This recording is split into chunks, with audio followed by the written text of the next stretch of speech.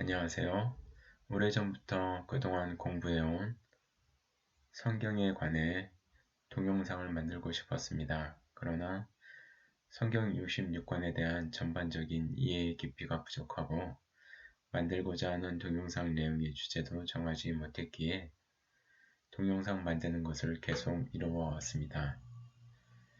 하지만 2020년도 코로나19의 발생과 대중 매체를 비롯한 전 세계 국가의 코로나19에 대한 대응 방법 및 2021년도 코로나19 백신의 보급이 이루어지기 전에 성경적 관점에서 이를 어떻게 바라볼 수 있는지에 관해 개인적 견해를 전달하는 것을 더 이상 미룰 수는 없겠다는 생각에 부족하지만 동영상 제작을 시작하게 되었습니다. 2021년도부터는 우리 모두 두 눈을 똑바로 뜨고 살아야 하는 해라고 생각됩니다. 유튜브를 보면 경각심을 불러일으키는 많은 동영상이 올라와 있기에 구체적인 상황은 언급하지 않겠습니다. 다만 예수 그리스도를 구주로 믿고 살아가는 우리들은 베드로후서 3장 17절에 언급된 무법한 자들의 미혹에 이끌려 너희가 굳센 데서 떨어질까 삼가라는 말씀처럼 미혹으로부터 자신을 지켜야 합니다. 그리고 요한계시록 2장 24절 25절에 두아디라에 남아있어 이 교훈을 받지 아니하고 소위 사탄의 깊은 것을 알지 못하는 너희에게 말하노니 다른 짐으로 너희에게 지울 것은 없노라. 다만 너희에게 있는 것을 내가 올 때까지 굳게 잡으라는 말씀처럼 너희, 즉 우리에게 있는 것을 굳게 잡아야 하겠습니다. 그러면 우리에게 무엇이 있을까요? 예수님의 말씀이 있겠지요. 저는 예수님의 말씀을 굳게 잡기 위해서는 처음으로 돌아가서 시작부터 점검해야 한다고 생각합니다. 즉, 창세기 1장 1절부터 말씀에 대한 믿음을 점검해야 한다는 것이지요. 이러한 이유로 모두 너무 잘 알고 있는 창세기 1장 1절부터 요한계시록 22장 21절까지 우리가 굳게 잡아야 하는 말씀을 살펴보고자 합니다.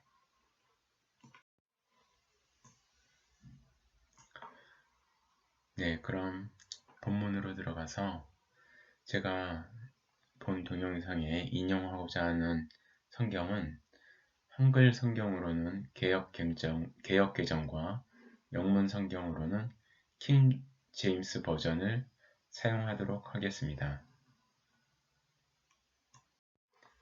네, 창세기 1장 1절 말씀을 살펴볼게요. 태초에 하나님이 천지를 창조하시느니라. 사실 이 말씀이 마음으로 와닿지 않는다면 그 이후 신약 성경에서 나오는 예수님의 탄생과 예수님의 오심, 그리고 예수님이 우리를 생명나무로 인도하셨다는 것, 그리고 예수님의 부활, 이와 같은 내용들이 믿어지지 않을 수가 있습니다. 사실 신약에 대한 말씀들의 믿음은 구약에서의 믿음과 같은 선상에 있다고 볼 수 있을 것 같아요. 따라서 태초에 하나님이 천지를 창조하셨다는 이 말씀이 믿음으로 와 닿는지 아니면 이 말씀이 그럴 수도 있나?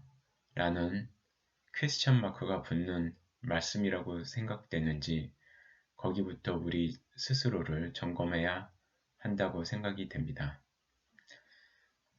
그리고 이 말씀이 믿음으로 와닿지 않는 경우에는 우리 스스로를 다시금 되돌아봐야 할 것이라고 생각합니다.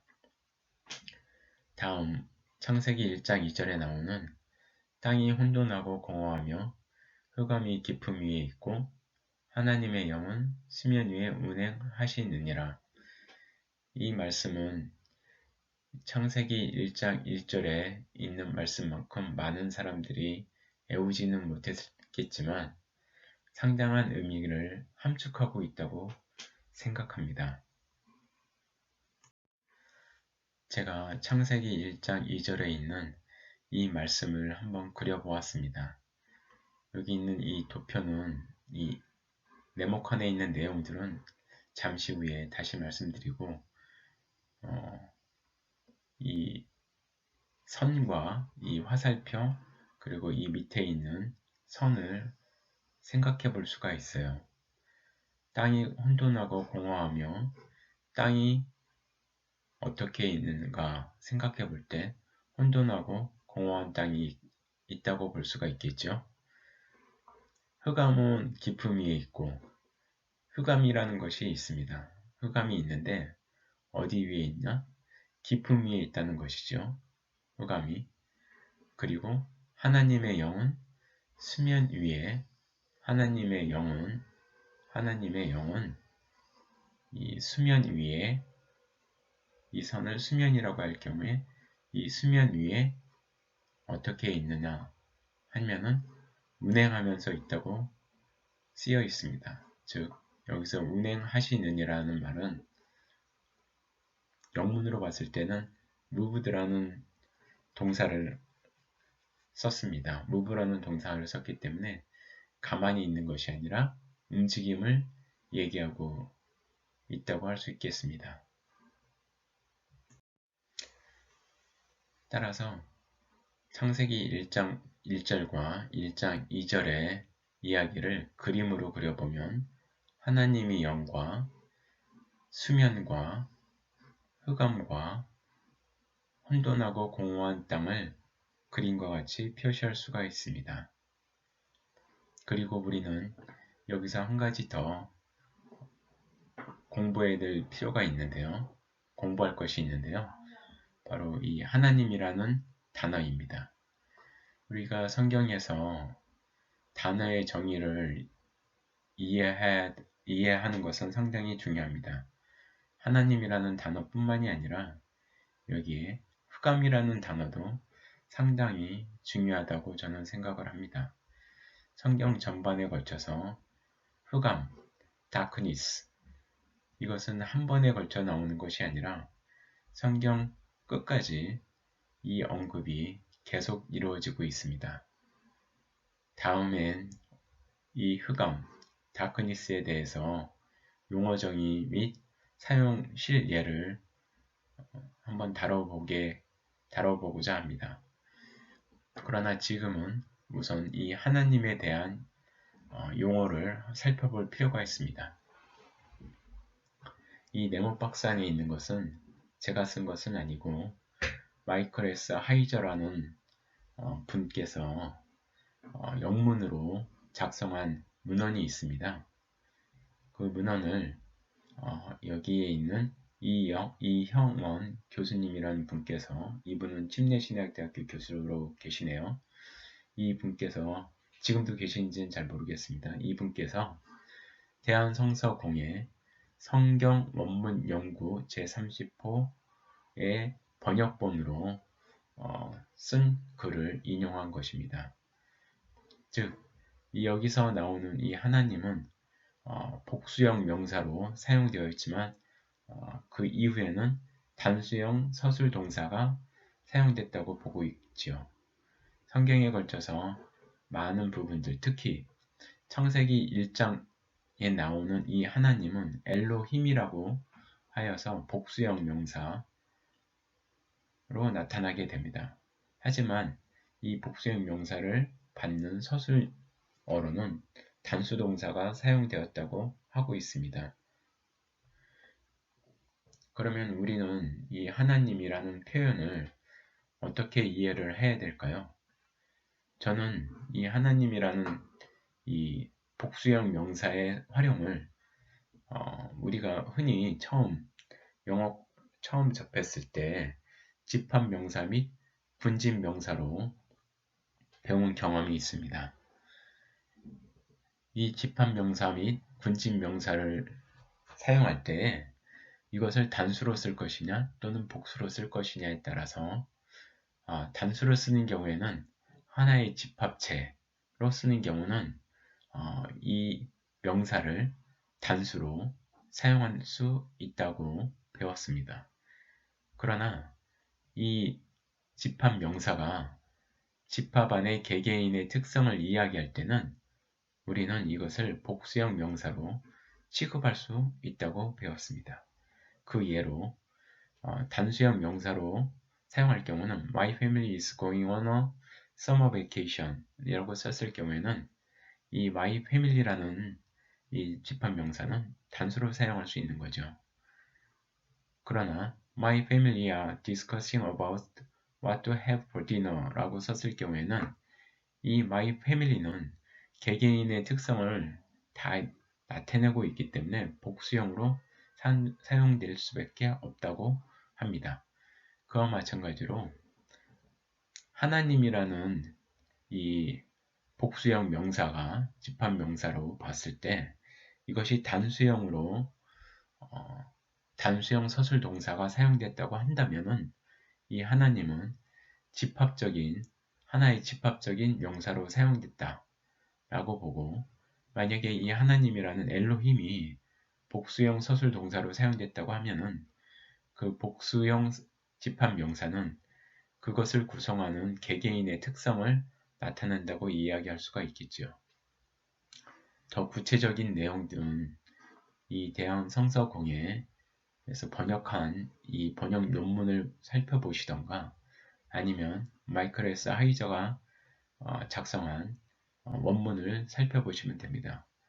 마이클 S. 하이저의 논문을 들어가 보시면은 홈페이지를 들어가 보시면은 다양한 내용에 대해서 작성한 논문들이 있습니다. 그 논문들을 한번 읽어보시면은 성경 공부에 많은 도움을 얻을 수가 있습니다. 그렇다고 해서 제가 마이클 S. 하이저의 의견을 다 동의하지는 않지만 상당 부분 성경을 바라보는 관점에 도움을 받을 수 있는 그런 내용들이 실려 있습니다. 네, 다음 페이지는 창세기 1장 3절에 대한 내용을 이야기해 보도록 하겠습니다.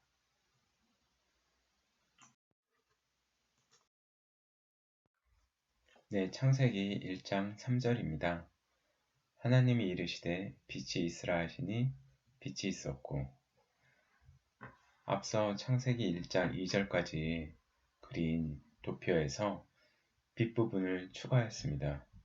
빛이 있으라 하신 부분을 그려볼 때 다음과 같은 타원이 됩니다. 즉, be right가 됩니다. 킹 제임스 버전에서는 let there be right라고 쓰여져 있습니다. 우리가 앞서 1장 2절에서 하나님의 영이 운행하시느니라 할 때는 move라는 동사가 쓰여 있었죠. 그러나 빛이 있으라 할 때는 be right라고 쓰여져 있습니다. move right라고 쓰질 않았습니다. 즉, 빛은 움직이는 것이 아니라 그냥 있는 것이죠. 그냥 빛은 있는 겁니다. 우리가 아침에 일어나서 태양이 뜨고 그리고 다시 태양이 져서 어둠이 올 때를 생각해 보세요. 마치 우리가 볼 때는 태양의 움직임과 빛과 더불어 사라진 후에 어둠이 오는 것으로 보이죠? 하지만 성경에는 빛 보고 움직이라는 말씀을 하시지 않았어요. 그냥 빛은 그 자리에 있을 뿐이죠. 그러면 무엇이 움직일까요? 다음 장에서 말씀을 드려보도록 하겠습니다. 이 장에서는 빛은 움직임이 아니라 그냥 있는 그런 것으로 이해를 할 수가 있습니다. 그리고 이 빛과 그 전에 있었던 흑암과는 구분이 됩니다. 즉, 빛은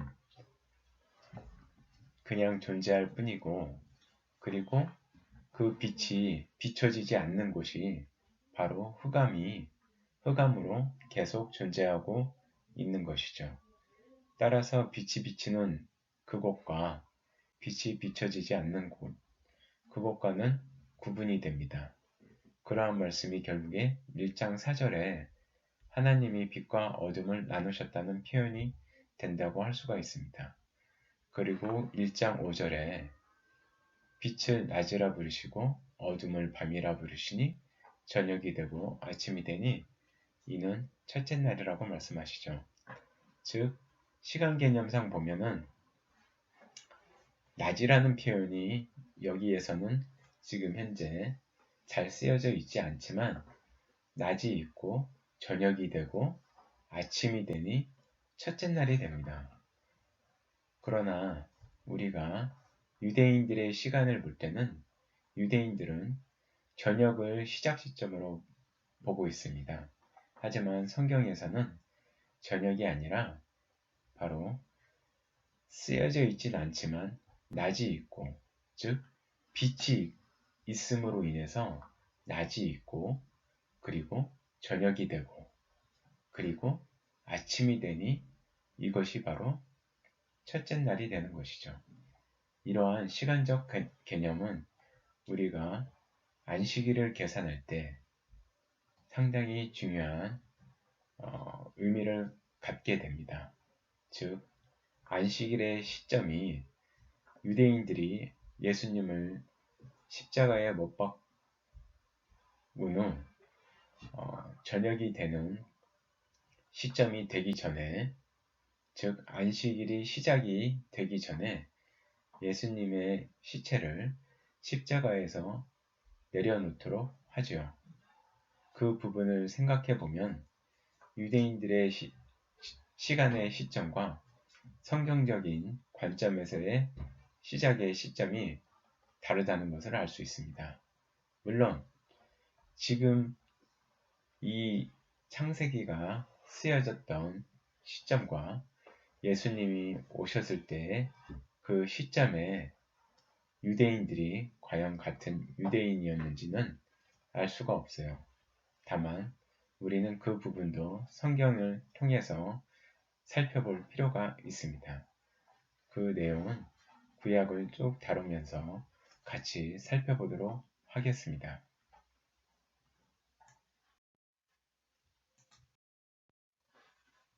네, 여기서는 앞서 말씀드렸던 빛이 있으라 라고 말씀하셨던 영문 표현 be light라는 표현을 썼었죠. 그러면 빛은 있는데 무엇이 움직일까요? 어떻게 돼서 아침에 빛이 있고 오후에 빛이 있고 저녁이 되면서 빛이 사라질까요? 야고보서 1장 17절을 한번 살펴보겠습니다. 온갖 좋은 은사와 온전한 선물이 다 위로부터 빛들의 아버지께로부터 내려오나니 그는 변함도 없으시고 회전하는 그림자도 없으시니라. 이런 표현이 있습니다. 회전하는 그림자도 없다고 하시죠? 즉, 그러면은 회전하는 것은 무엇이 회전을 할까요? 여기서는 그림자가 회전하는 것으로 표현을 하고 있습니다. 즉, 빛은 그대로 있지만 어떤 그림자가 회전을 하면서 이 빛을 가리고 있다고 볼 수가 있겠죠. 물론 이와 같은 생각이 일반적인 생각은 아니지만 우리가 성경에 쓰여 있는 문자를 그대로 받아들일 때 생각해 볼 수 있는 표현이라고 할 수 있습니다. 네, 그럼 다음 장으로 넘어가도록 하겠습니다. 네, 다음은 창세기 1장 6절부터 8절까지의 말씀으로 둘째 날에 있었던 이야기입니다. 창세기 1장 6절을 보면 하나님이 이르시되 물 가운데에 궁창이 있어 물과 물로 나뉘라 하시고, 네, 영문으로 킹제임스 버전으로 보면 Let there be a firmament in the midst of the waters 라고 쓰여져 있죠. 여기서도 빛이 있으라 하시는 말씀처럼 이 파머먼트, 궁창이 움직이는 것이 아닌 비어 파머먼트로 쓰여져 있습니다. 그냥 존재하고 있는 것이죠. 움직이질 않는 표현을 사용하고 있습니다. 그리고 이 궁창은 아래의 물과 위의 물을 나누는 역할을 하고 있습니다. 이러한 궁창이 만들어지고 나서 저녁이 되고 아침이 되니 이는 둘째 날이라고 합니다. 여기서도 낮에 대한 표현이 빠져 있습니다. 즉, 낮이 되고 저녁이 되고 아침이 되니 둘째 날이라고 쓰질 않고 저녁이 되고 아침이 되니 이는 둘째 날이라고 쓰여져 있습니다. 이 표현에는 낮이라는 표현이 함축적으로 들어가 있다고 우리 모두 생각해 볼 수가 있겠죠. 이것은 구약 전반에 걸쳐 같은 맥락으로 쓰여집니다. 즉, 예수님께서 구약에 행하셨던 일들은 표현이 사실상 많은 부분들이 감추어져 있어요. 드러나 있질 않습니다. 즉, 낮의 일이, 즉 빛의 일이 드러나져 있지 않고 감추어져 있다는 표현입니다. 이 부분은 왜 감추어져 있는지는 우리가 다음에 성경을 더 살펴보면서 이야기해 보도록 합시다.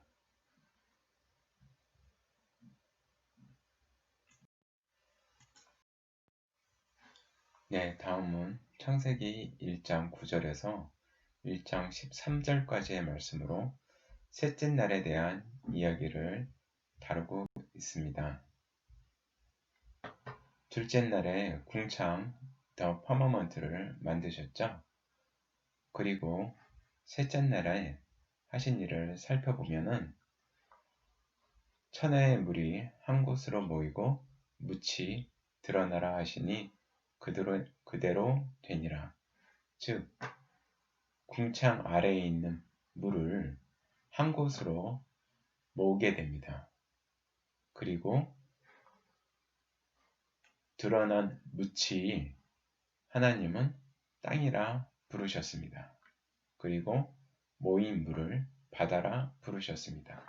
즉, 궁창 아래에 있는 물들을 한 곳으로 모으고 그리고 그 모인 물을 바다라고 부르셨습니다. 그러자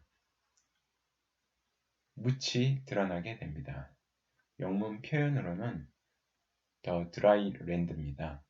더 드라이 랜드가 드러나고 이 드라이 랜드를 땅이라고 부르셨습니다. 즉, 어스로 부르셨다는 말씀이지요. 그렇게 땅과 바다를 만드시고 나서 땅 위에 풀과 각기 종류대로 씨 맺는 채소와 각기 종류대로 씨 가진 열매 맺는 나무를 만드셨죠. 즉, 풀과 채소와 나무를 만드셨습니다. 이것이 바로 셋째 날에 하셨던 일입니다. 여기서도 표현은 저녁이 되고 아침이 되니 이는 셋째 날이라고 말씀하셨습니다.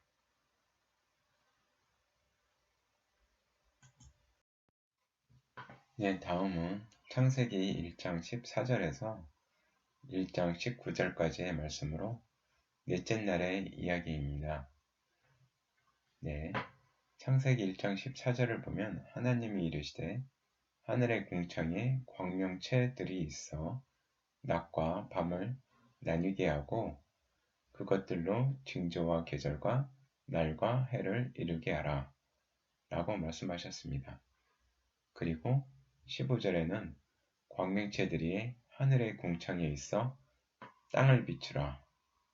16절에는 두 큰 광명체를 만드사 큰 광명체로 낮을 주관하게 하시고 작은 광명체로 밤을 주관하게 하시며 또 별들을 만드시고 하나님이 그것들을 하늘의 궁창에 두어 땅을 비추게 하시며 낮과 밤을 주관하게 하시고 빛과 어둠을 나누게 하셨다고 표현되어 있습니다. 말씀을 다시 한번 생각해 보면은 여기에서부터 밤이라는 표현이 나옵니다. 즉, the day and the night 구분이 되죠. 저는 그 밤을 이렇게 표현을 해봤습니다. 즉, 어두운 색깔의 이 표현을 그려보았죠. 그리고 앞서 야고보서에서 이야기하였던 회전하는 그림자를 생각해 봤어요. 이 어두운 영역이 회전을 하면 밤이 움직이게 되겠죠. 그리고 이 파란색 부분은 빛이라고 했을 경우 이 빛은 그대로 고정되어 있습니다. 회전하는 그림자인 이 밤이 움직임으로 인해서 낮이 되고 밤이 된다고 생각해 볼 수가 있을 것 같습니다. 일반적인 생각은 아니라고 할 수 있겠지만 성경적으로 그렇게 생각해 볼 수도 있다는 것이지요. 그리고 두 광명체가 있는데요. 큰 것으로는 낮을 주관하게 하고 작은 것으로는 밤을 주관하게 하셨고, 그리고 별들을 궁창에 두어 땅을 비추게 하셨습니다. 땅을 비추게 하셨습니다. 우리가 이 말씀을 생각해 볼 때 우리가 학교에서 배우고 있는 천체하고는 조금 다른 부분을 생각하게 됩니다. 다만 우리가 성경적으로 문장을 읽고 생각해 보면 이런 그림과 같은 생각을 해볼 수 있다는 것이지요. 한번 여러분들도 성경적 관점에서 문장을 읽고 생각해 보세요. 그러면 어떤 그림이 그려지는지 알게 될 것 같아요. 네, 다음으로 넘어가겠습니다. 네, 다음은 창세기 1장 20절에서 1장 23절의 말씀입니다. 즉, 다섯째 날에 있었던 일입니다. 창세기 1장 20절 하나님이 이르시되 물들은 생물을 번성하게 하라. 땅이 하늘의 궁창에는 새가 나르라. 하나님이 큰 바다 짐승들과 물에서 번성하여 움직이는 모든 생물을 그 종류대로 날개 있는 모든 새를 그 종류대로 창조하시니 하나님이 보시기에 좋았더라. 우리는 하나님께서 말씀하셨던 그 순서도 중요한 의미가 있다고 생각할 필요가 있습니다. 따라서 다섯째 날에 창조하셨던 그 순서를 바라볼 때 물들 안에 있는 물들에서 번성되는 생물들을 먼저 창조하셨고 그 다음에는 궁창에 있는 새를 창조하셨다는 것을 알 수가 있습니다.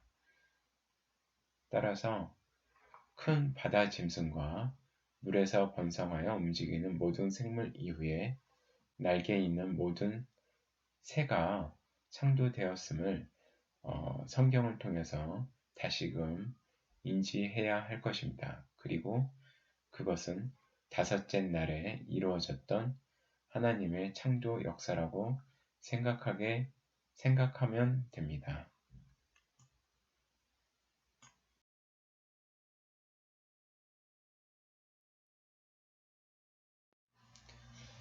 네, 다음은 여섯째 날에 있었던 이야기입니다. 창세기 1장 24절에서부터 창세기 1장 31절까지의 말씀입니다. 1장 24절의 말씀은 하나님이 이르시되 땅은 생물을 그 종류대로 내되 가축과 기는 것과 땅의 짐승을 종류대로 내라 하시니 그대로 되니라. 즉 여섯째 날에 처음으로 만드셨던 것은 가축과 기는 것과 땅의 짐승들이 되겠습니다. 가축과 기는 것과 땅의 짐승들을 먼저 만드시고 그리고 나서 우리의 형상을 따라 우리의 모양대로 우리가 사람을 만들고 그들로 바다의 물고기와 하늘의 새와 가축과 온 땅과 땅에 기는 모든 것을 다스리게 하자 하시고 하나님의 형상대로 사람을 창조하시되 남자와 여자를 창조하시고 순서적으로 보면 가축과 기는 것과 땅의 짐승을 만들고 나서 사람을 창조하시게 됩니다. 하나님의 형상대로 사람을 창조하시고 남자 그리고 여자를 창조하셨죠. 구분을 해서 그리고 이 사람으로 하여금 새와 땅의 짐승들과 바다의 물고기와 생물들을 다스리게 하십니다. 그것이 하나님의 계획이고 하나님의 말씀이셨습니다. 그리고 우리 사람들로 하여금 먹는 음식은 채소와 나무, 즉 씨 맺는 모든 채소와 씨 가진 열매 맺는 모든 나무를 너희에게 주노니 너희의 먹을 것이 되리라 라고 말씀을 하셨습니다. 즉 우리 사람들은 채소와 열매 맺는 나무를 먹을 수 있도록 만들어진 존재라는 것을 알 수가 있습니다.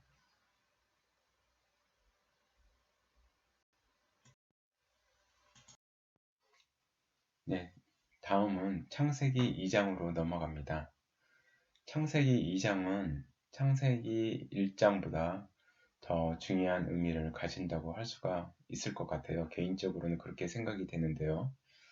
왜냐하면 창세기 2장에는 여호와 하나님이란 이름이 나오기 때문입니다.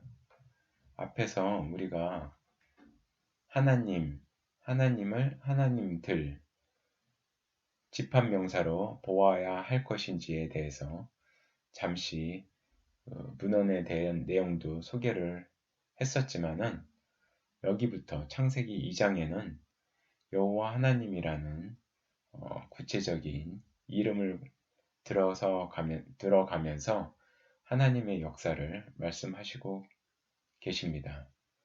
따라서 여호와 하나님과 창세기 1장에서 나오는 하나님과는 저는 개인적으로 구분을 지어서 보고 있습니다. 앞에서 나온 하나님 부분에는 여호와 하나님을 포함한 집합 명사로서의 의미가 있다고 하면은 창세기 2장에는 집합 명사로서의 의미라기보다는 구체적인 여호와 하나님의 하셨던 일에 대해서 구체적인 기술을 하고 있다고 생각을 합니다. 그리고 이런 표현들은 제가 구약 부분과 신약에 쓰여진 이야기를 같이 나누면서 좀 더 구체적으로 이야기를 나눠보도록 하겠습니다.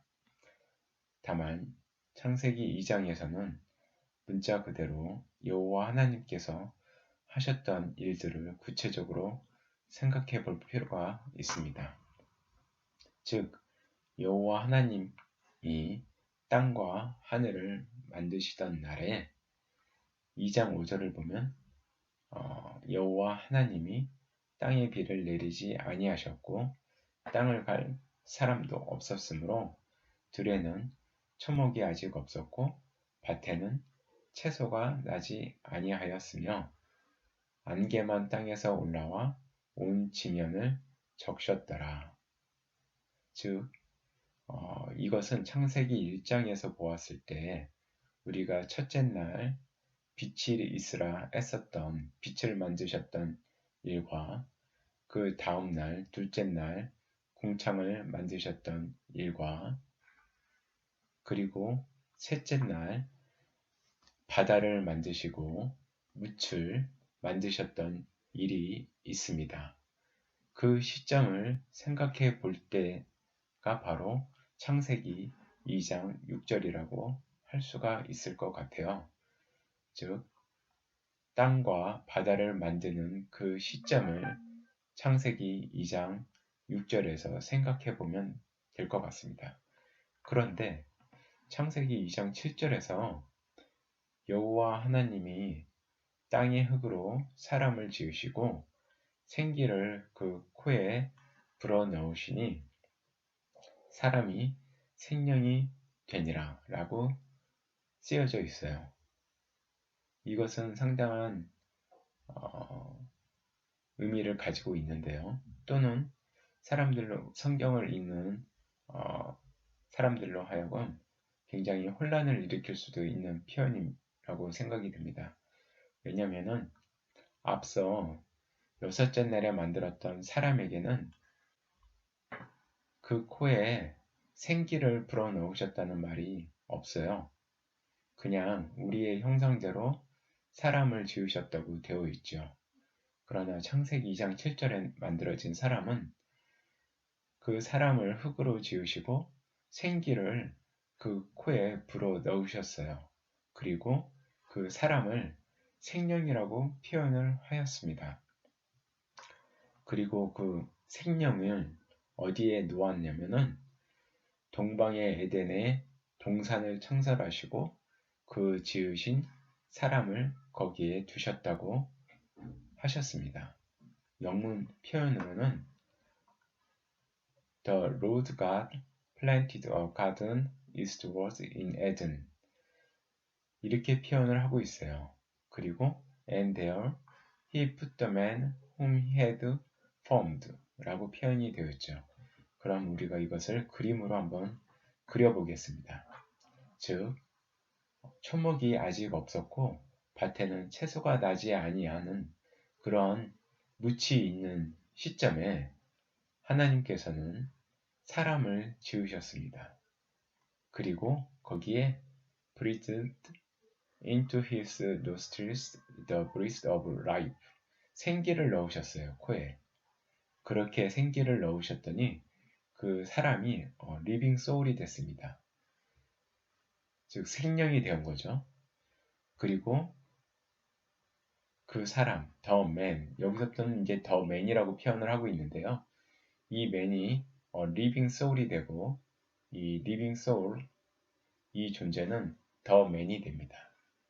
그 사람을 어디에 놓으셨냐면은 가든에 놓으셨어요. 이 가든은 에덴에 있는 곳이죠. 에덴의 동쪽에 위치하고 있어요. 우리가 이렇게 생각해 볼 때 이 에덴이라는 이름은 우리가 앞서 셋째 날에 만드셨던 땅과 구분을 지어 볼 수가 있어요. 왜냐? 이름을 달리 불렀기 때문에 우리는 구분된 곳으로 생각해 볼 수가 있을 것 같습니다.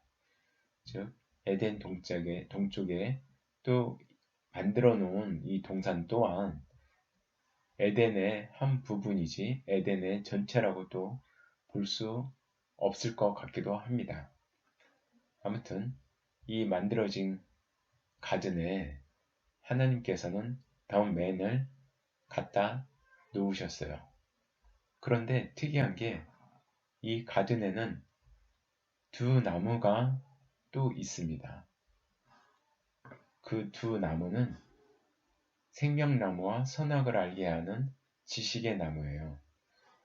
킹제임스 성경에는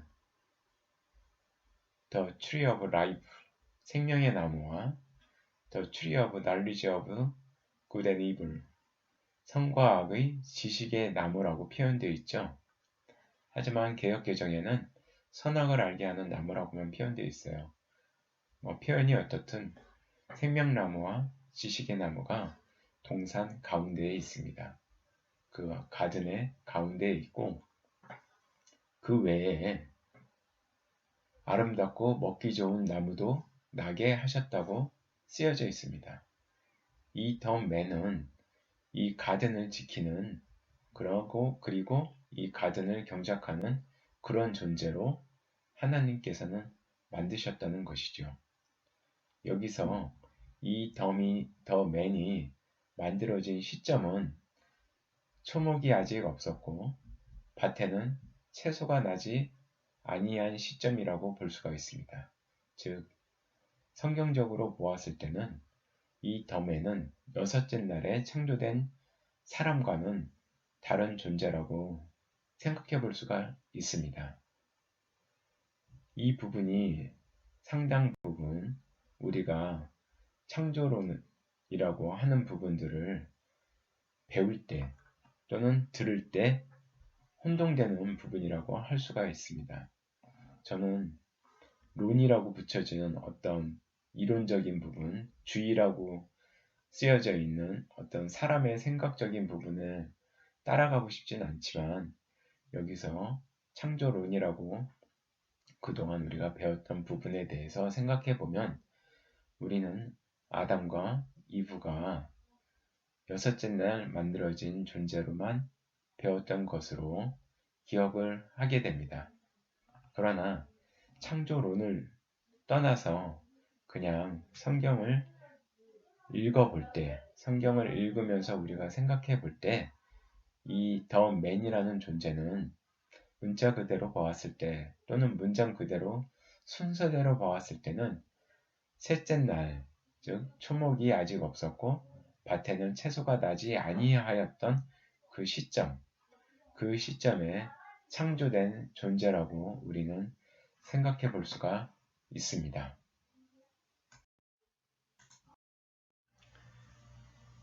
예, 다음은 창세기 2장 15절 이후의 말씀입니다. 여호와 하나님이 그 사람을 이끌어 에덴 동산에 두어 그것을 경작하며 지키게 하시고, 앞에서 말씀드린 것처럼 더 맨을 동산에 두셨죠.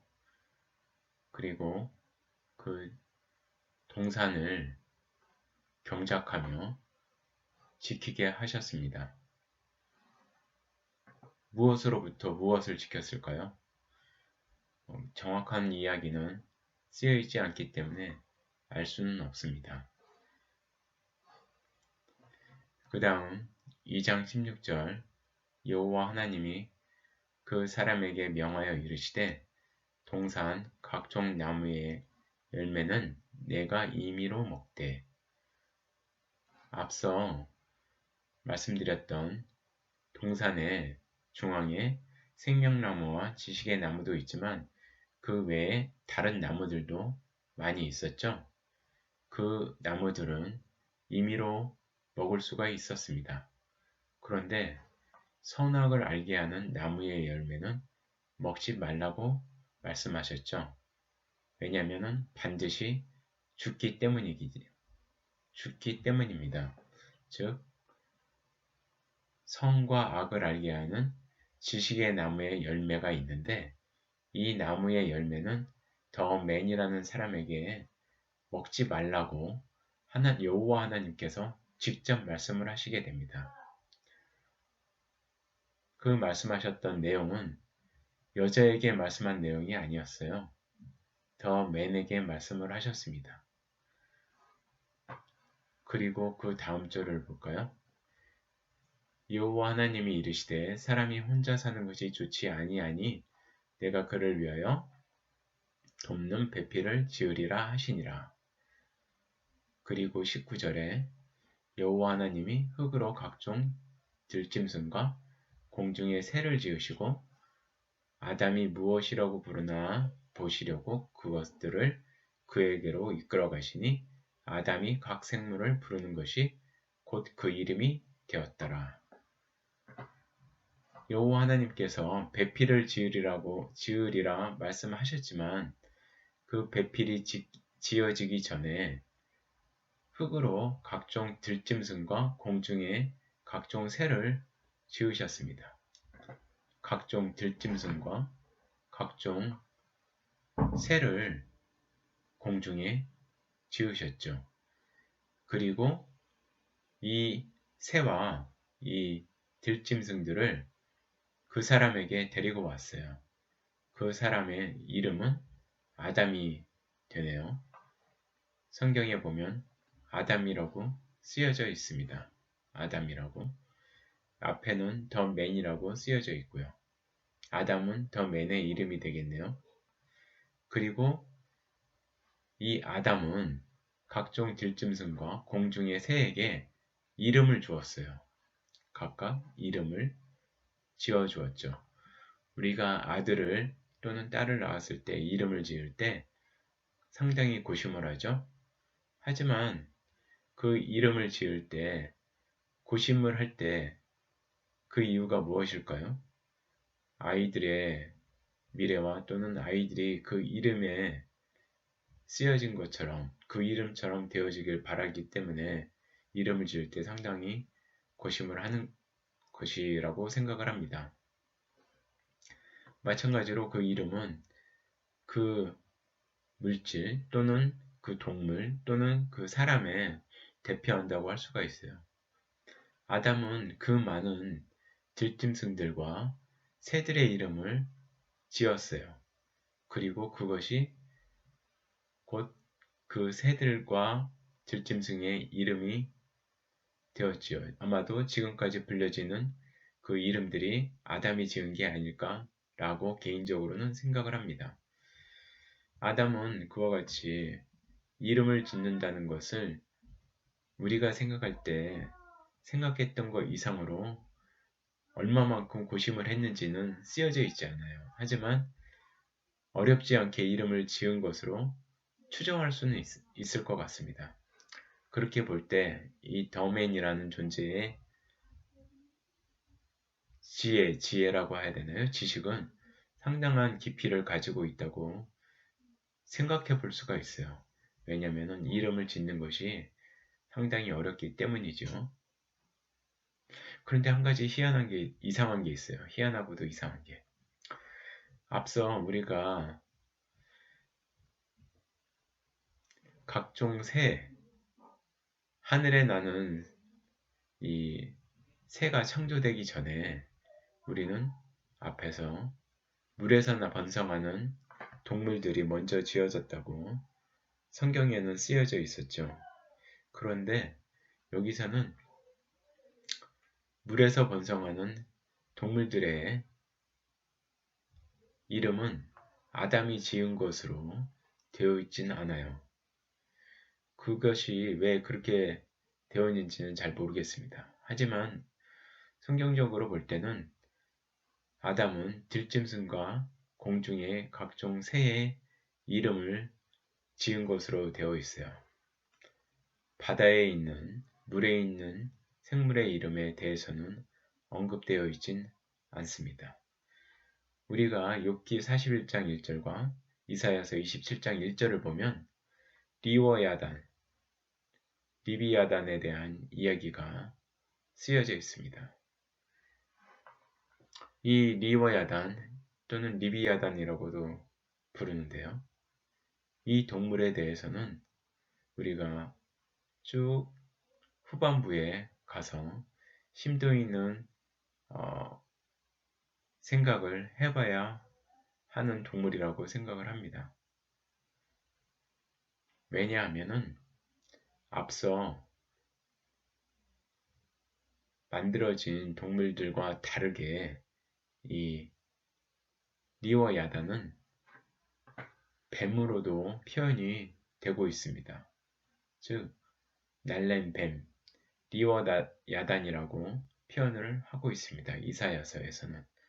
그리고 그 리워야단을 여호와께서 죽인다 라는 표현을 또 사용하고 있습니다.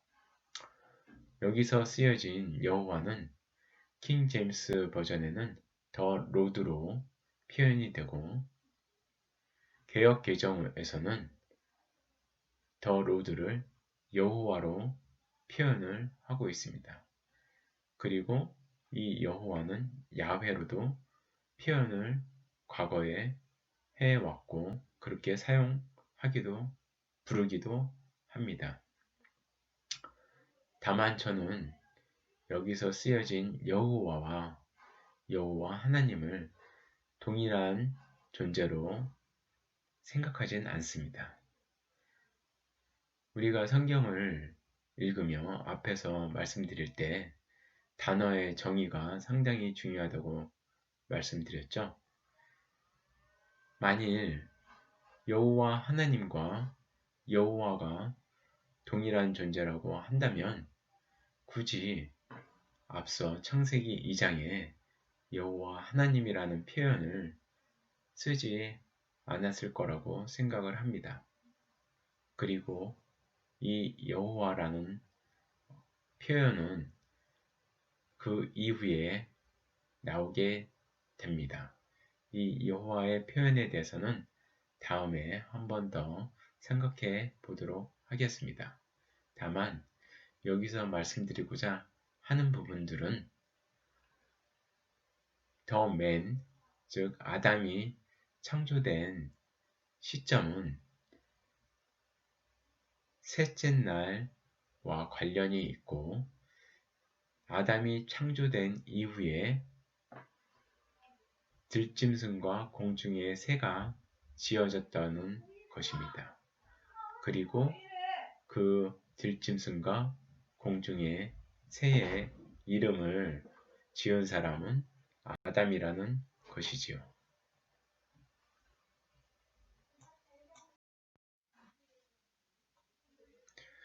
예, 다음은 창세기 2장 20절에서 2장 25절까지의 말씀입니다.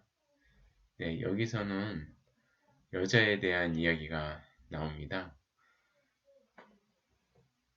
네, 2장 20절 아담이 모든 가축과 공중의 새와 들의 모든 짐승에게 이름을 주니라.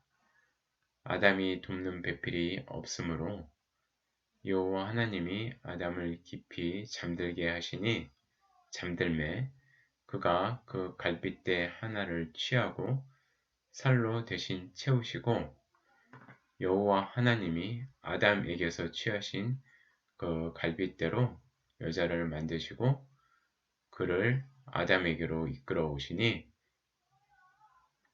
아담이 이르되 이는 내 뼈 중에 뼈요 살 중에 살이라.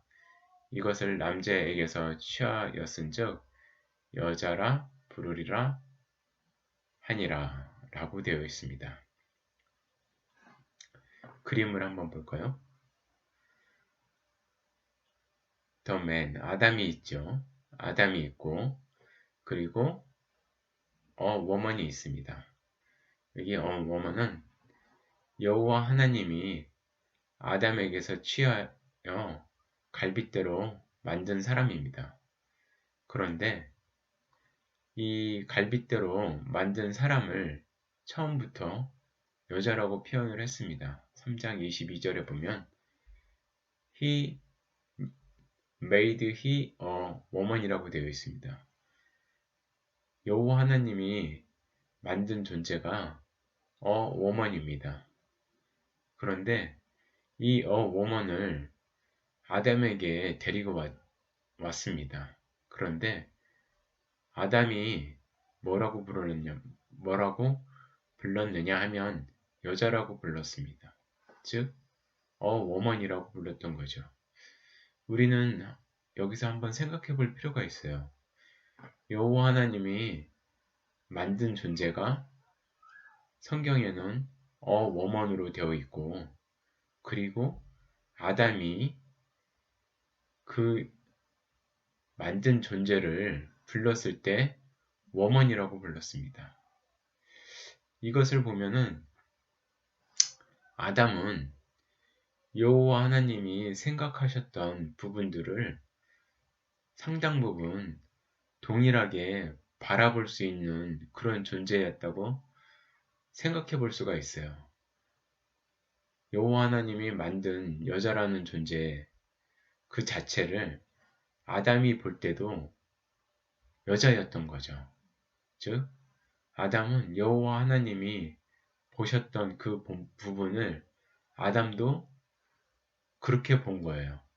그래서 여호와 하나님이 아담의 갈비뼈로 만든 그 존재를 여자라고 불렀고, 그 여자는 아담이 부르기 전에 여호와 하나님이 만드셨던 그 존재 그 자체가 바로 여자였던 거죠. 좀 이야기가 어렵나요? 중요한 것은 아담은 여호와 하나님이 바라보는 그 관점을 아담도 동일하게 바라봤다는 거죠. 그 부분은 우리가 아담이 여자라고 불렀던 그 이름에서 다시 한번 생각해 볼 수가 있습니다. 결국 아담은 여호와 하나님께서 지으신 존재이면서도 아담은 여호와 하나님이 바라보는 관점을 동일하게 바라보는 존재였다 라고 생각해 볼 수가 있을 것 같습니다.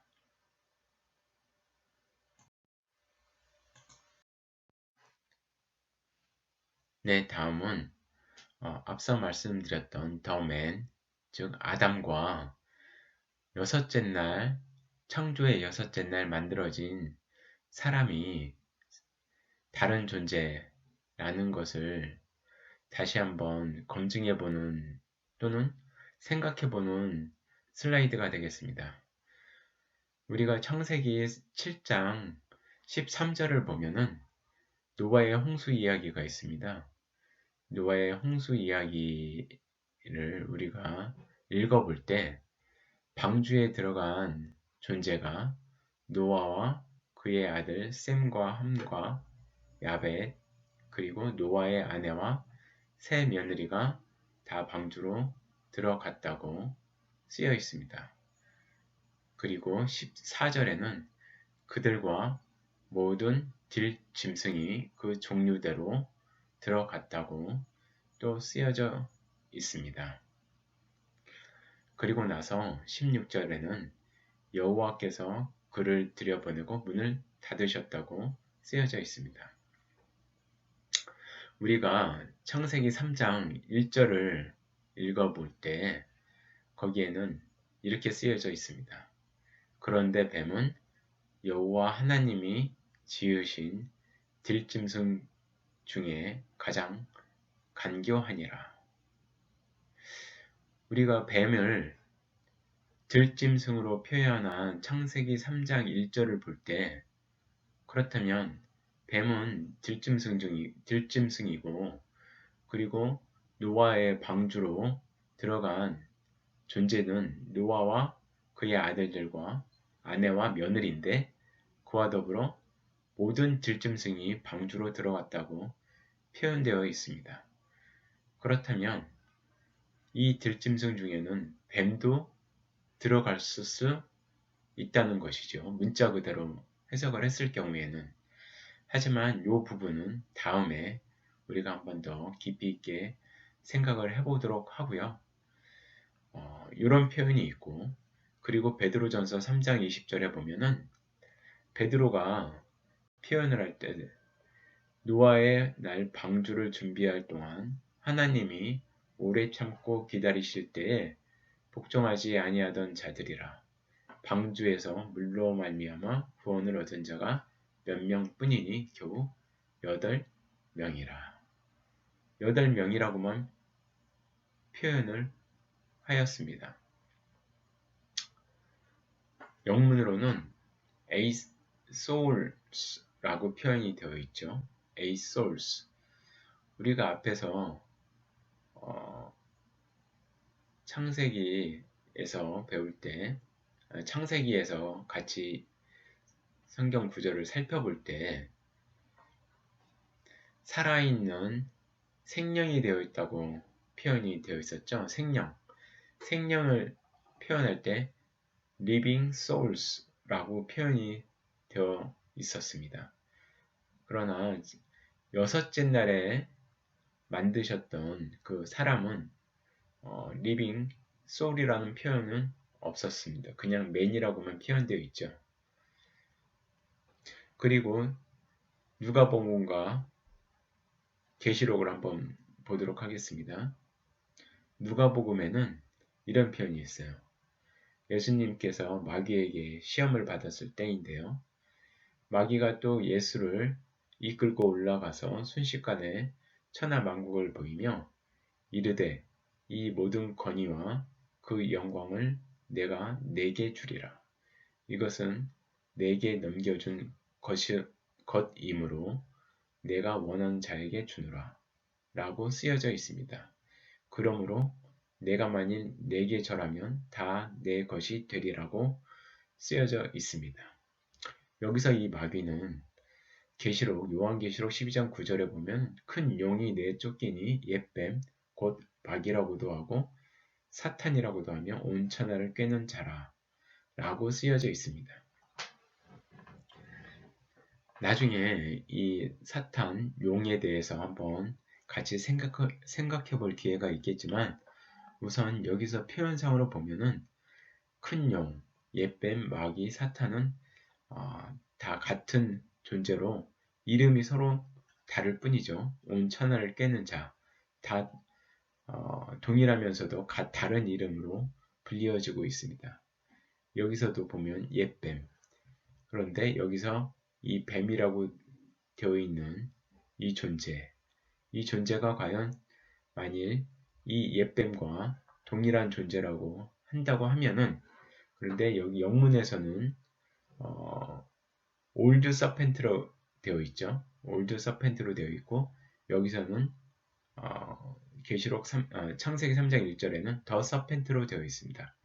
이 더 서펜트를 올드 서펜트로 만약에 볼 수 있는지 만약에 볼 수 있다고 한다고 하면은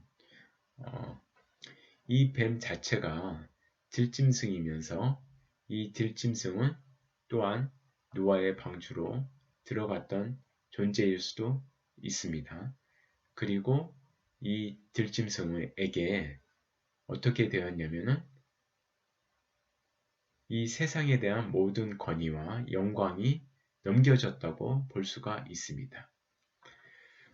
그렇다고 하면은 이 세상에 대한 모든 권위와 영광이 넘겨준 존재인 이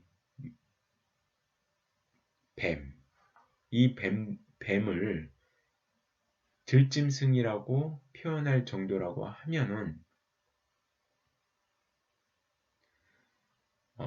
영문에서 성경에서 리빙 소울이라고 하나님의 입김이 들어가 있는 그런 존재가 아닌 단순히 그냥 형상대로 만들어진 그 존재 맨에 대해서는 표현상 더 아래로 취급해질 수도 있다고 생각해 볼 수가 있습니다. 다시 말씀드려서 노아의 방주에 들어갔던 이 존재들은 어떻게 보면은 하나님이 창조하셨던 그 존재 중에서 상당히 높은 존재라는 것이죠. 즉, living soul, 생명이라는 존재는 그냥 일반 맨과는 다른 존재라는 거죠. 우리가 성경에서 이름이 언급되고 있는 존재들은 단순한 일반적인 사람을 의미한다기보다는 그 일반적인 사람보다 훨씬 더 높은 존재의 사람으로 생각해 볼 수가 있습니다. 즉, 더 맨과 같은 존재인 거죠. 아담과 같은 존재인 거죠. 그 외에 일반적으로 맨이라고 표현되어 있는 이름이 없는 그런 존재에 대해서는 성경에서 볼 때에 들짐승보다도 낮은 그런 존재라고도 볼 수가 있습니다. 어떻게 보면은 그렇게 볼 때에 우리가 사람을 창조하시되 남자와 여자를 창조하셨다고 표현되어 있는 창세기 1장 27절에 이 사람과 그리고 창세기 2장 7절에 땅의 흙으로 사람을 지으시고 생기를 그 코에 넣으시니 사람이 생명이 되니라 라고 표현되어 있는 이 생명과는 다른 존재라는 것이죠. 이 사람과 생명은 그 등급이 이렇게 표현하면 조금 심하다고 볼 수도 있겠지만 등급 자체가 다르다라고 볼 수가 있습니다. 따라서 이 노아의 방주에 들어가서 우리가 뭐랄까요, 이름을 가지고 있고, 그리고 베드로 전서에서 구원을 얻은 자에 대해서 명명했던 이 8명이라는 존재 자체는 상당히 상위 클래스라고 볼 수가 있고, 그 외에 생기가 들어가지 않은 그런 사람, 여호와 하나님의 생기가 들어가지 않은 그런 사람은 이 들짐승으로 표현되어지거나 아니면 그 들짐승이라는 표현보다도 더 낮은 단계의 표현이 적용될 수 있다라고 볼 수가 있습니다. 그렇기에 그러한 존재들이 노아의 방주에도 들어갔을 수 있다라고 생각해 볼 수가 있습니다. 노아의 방주에 대해서도 제가 다음에 성경적으로 같이 글을 읽고 생각해 볼 시간을 갖겠지만 우선 여기에서 말씀드리고자 하는 창세기 1장 27절의 존재와 창세기 2장 7절의 이 존재는 같다고 볼 수 없다 라는 말씀을 드리고자 앞에 이런 장황한 설명들을 드렸고, 결론적으로는 창세기 2장에 나오는 더맨 아담과 창세기 1장에 나오는 여섯째 날 창조된 사람 그 존재는 같지 않다라는 것을 말씀드리는 것으로 다시 한번 저의 의견을 표현하고자 합니다. 창세기 1장과 2장을 읽으면서 여러 가지 의견들을 가지고 계신 분들도 있겠지만은 제가 말씀드렸던 이런 내용들을 다시금 한번 생각해 보면서 창세기 1장과 2장을 한번 다시금 읽어봐 주시면 좋을 것 같습니다. 예, 감사합니다.